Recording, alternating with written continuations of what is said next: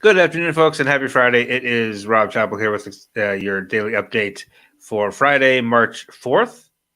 We're going to start today with the COVID data, which remains pretty good shape today. This is 2 solid weeks now. We've been under, I should say, fewer than 1,000 cases per day. Today, we're actually fewer than 500. 477 new cases reported today. 7-day average now down to 525. Last time we were, that low for a 7-day average was late July of last year. So we're way back to pre-Delta levels of in terms of cases. Similarly, in terms of positive test rate, we are down to 3.7%. Last time we were there was July 23rd.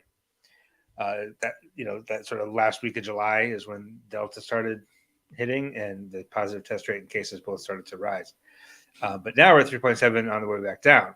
Now, remembering that 3% is kind of the magic number, right? Nothing magic about it, really. But if you ask public health people, they'll tell you 3% positive test rate is kind of where you feel like you have the thing under control somewhat, right?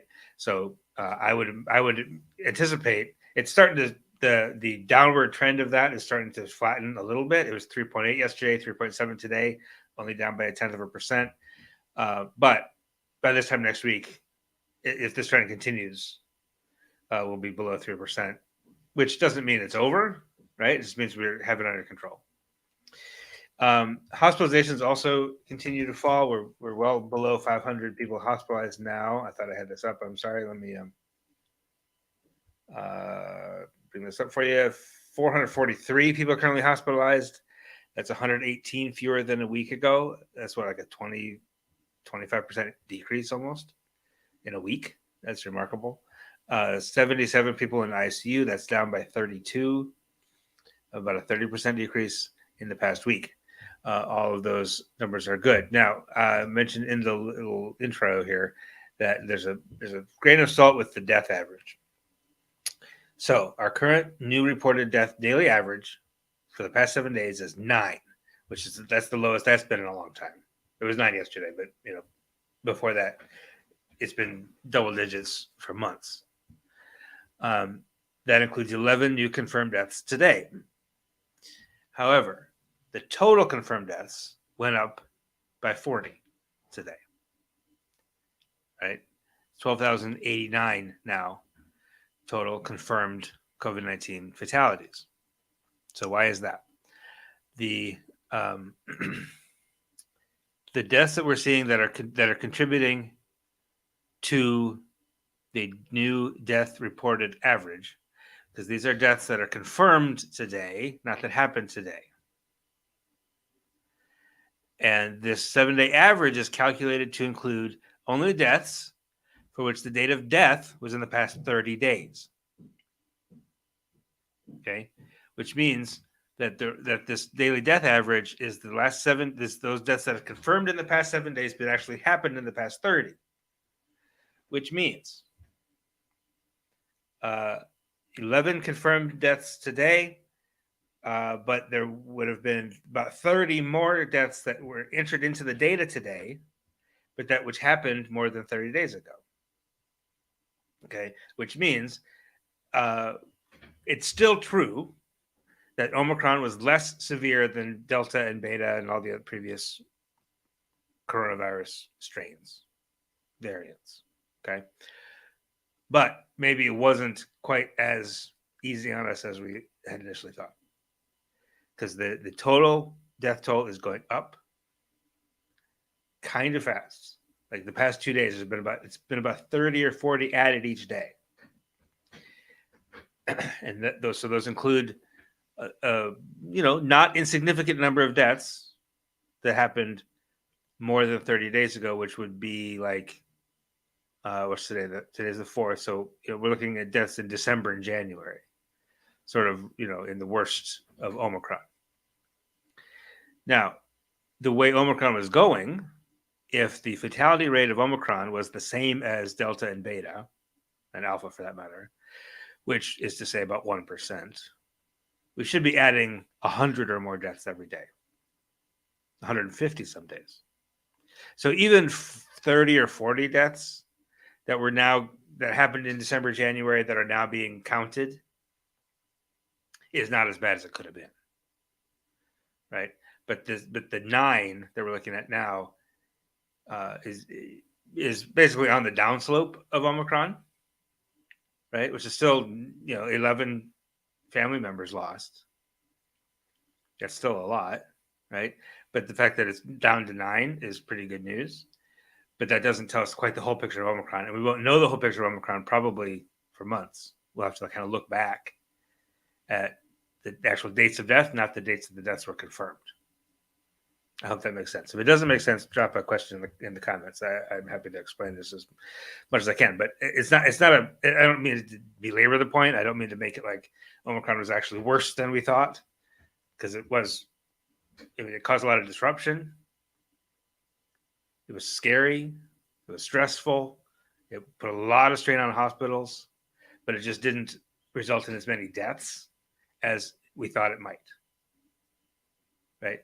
But I want you to just keep in mind that the daily death average, as we're reporting it today, doesn't quite capture everything that happened in December and January, which is the worst of this whole pandemic, really, in terms of cases and hospitalizations.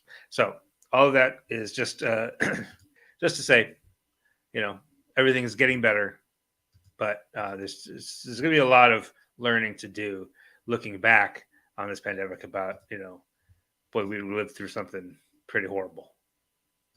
And a lot of people didn't live through it. So we're going to take a short pause. We'll be back in a moment with more news for you, more local news. And we got some good stuff for you here on Madison365.org. Don't scroll away. We'll be right back.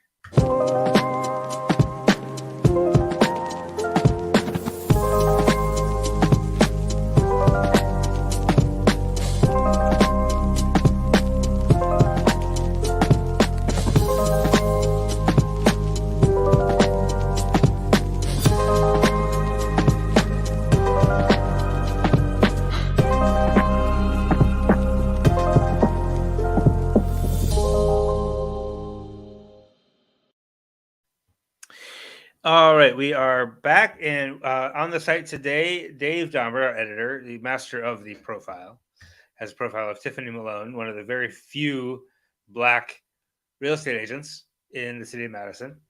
She has a lot to say about, but the real estate business and her passion for it, but also the very important issue of homeownership and wealth gaps and Black wealth, and how much a lot of us white folks take for granted that your most significant investment in your life is your home, and owning a home is a source of wealth, of potentially generational wealth that is disproportionately advantages white folks. Right. So Tiffany has a lot to say about that, and as well as how to address it. She's a part of the advisory committee for Own It, Building Black Wealth, which is an organization we talked about last week that is relatively new, but that last week announced 7 grants of $15,000 to 7 different families as a down payment on a home. Sort of planting those seeds for that generational wealth. That's going to be the long term to get over these gaps, and inequities. But Tiffany had a lot to say about that, and we call that a Dave Dahmer special. He does a terrific job in this profiles. So take a look at that. Also, today we have a review of Forward Theater Company's. I'm going to botch this pronunciation, so I better look at it again. The Mytilenean debate, which references Greek philosophy. I'm not going to try to explain it. If you go to the show, there's going to be a program note. We also have a article earlier about this. But this is Gavin Lawrence. He's one of the stars of the show. It is Quan Berry's first play. She has a book. She's a author from around here. She has this play that's going up. Is making its world debut at Forward Theater Company right now. She also has a book out. We're going to be doing something on it soon, but she's on the bestseller list for that book also. But Forward Theater Company is giving this play its first, production, and it runs through next week. And our Rod LeMay Banting went to see it last weekend and has a review. Spoiler alert: she liked it. But you can read more at Madison365.org right now. You can kind of dig into what she liked about it and why it's an important show and why you should go see it. And as well as there's a link to tickets as well.